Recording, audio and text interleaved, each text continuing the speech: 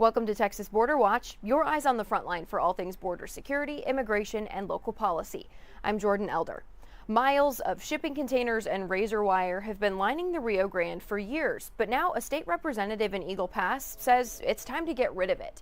Representative Eddie Morales, who is a Democrat, says all of these measures are outdated and unnecessary at this point. We've shown you how significantly crossings have dropped in that area, but Morales says this actually stemmed from a roadblock city officials faced. Eagle Pass and TxDOT engineers were trying to inspect the international bridge, but they struggled to get to the pillars because of overgrown foliage and all of that wire. Luckily, the fire department helped take them to the pillar by boat so they could still do their work, but Morales said this started a larger conversation. He asked the governor in this letter to start returning Eagle Pass and Shelby Park to the way it used to be. He says there's a balance to be struck between border security and a sense of normalcy for his community. Now, keep in mind, Morales did vote for Operation Lone Star when it began because this area was such a hot spot for illegal crossings. Texas officials have said in the past that they can't let up on the border because it would signal to migrants that it's okay to cross. In the past few months, though, Texas operations have largely shifted toward assisting federal agents with immigration issues. So again, that letter was to the governor's office. I also reached out to Governor Abbott's office to see if removing the razor wire and the shipping containers might be a possibility. In short, their answer was no.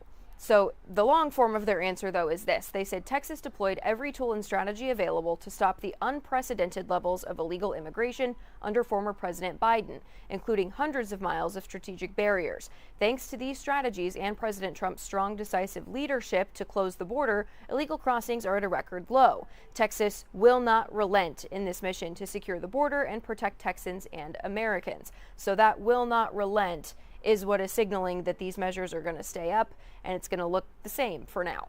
Several members of the U.S. Coast Guard are being surged to the southern border, and this new operation is being referred to as Operation Riverwall. So we want to give you an inside look into what this is going to mean. Back in January, President Trump declared a national emergency at the border. His administration followed up in March, forming Joint Task Force Southern Border. That allowed troops under the Department of War to support Homeland Security's border mission. So under Operation Riverwall, the agency is going to send in more than 100 boats and hundreds of personnel, including shallow watercraft, tactical teams, and command and control assets. The Coast Guard says the goal is to stop drugs and deter illegal crossings along a 260-mile stretch of the river that forms part of the U.S. border.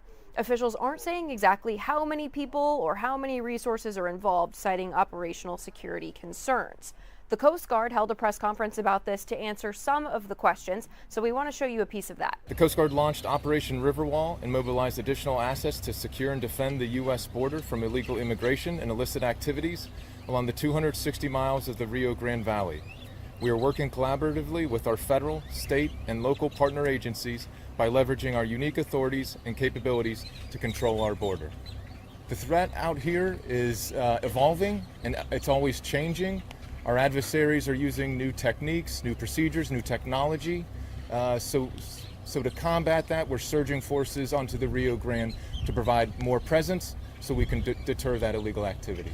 We've already helped with several different apprehensions along the river. I think it's probably close to about 20 at this point. Challenging environment is probably the biggest thing that they're encountering at the moment, and getting used to the river and the operations that we're doing. But also in terms of the actual, like the operation itself, Yep. in terms of people apprehension. Correct. Yep.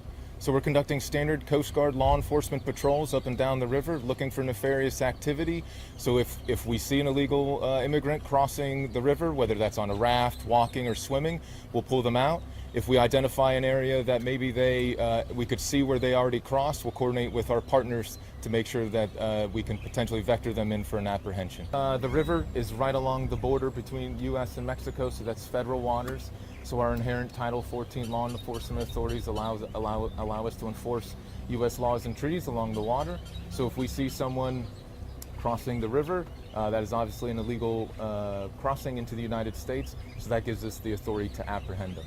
As for the 20-ish folks that we have apprehended since we've been here, we've worked with our Border Patrol partners to make sure that we detain and apprehend them and make sure that they are taken into custody. You might remember from a couple weeks ago, we actually took you out on the Rio Grande with Border Patrol to show you how airboats and those kinds of operations help along the border. Border Patrol says that watercraft and things like that are crucial when it comes to the overall mission. What is that resource like for your team to be able to have something like that, to be able to deploy immediately if there's something going on the Rio Grande? No, it's absolutely important, and you called it on the airboat. As far as this is very unique to Del Rio sector and some of the sectors downriver where the shallow waters. The only way we're able to navigate these waters is through the use of an airboat, and it's very important because we want to prevent and deter those illegal entries.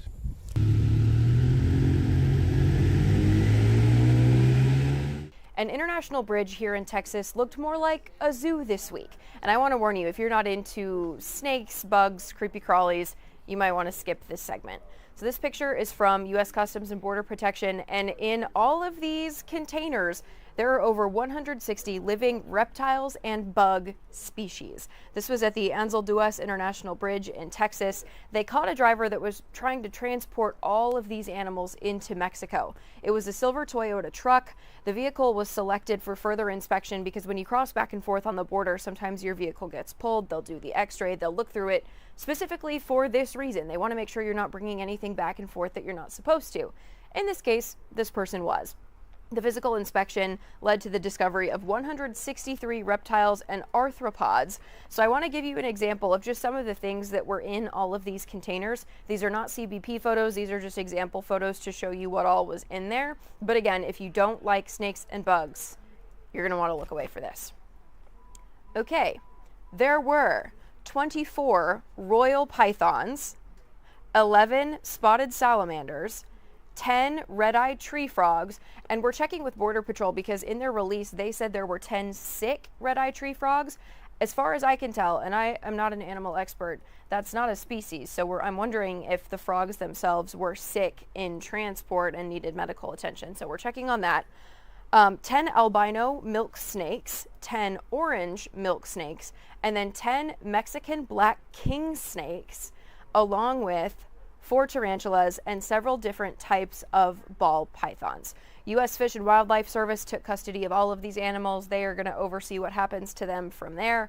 But quite a scare, I'm sure, for the border officials that went through and found all of this in a silver truck. That's all we've got for you this week. I'm going to reset that so we don't have to look at it. Anyway, that's all for this week's Texas Border Watch. We will be back next week. And if you want to watch any of our other episodes, we've got a playlist on YouTube for you to look back through. We will see you back here next week.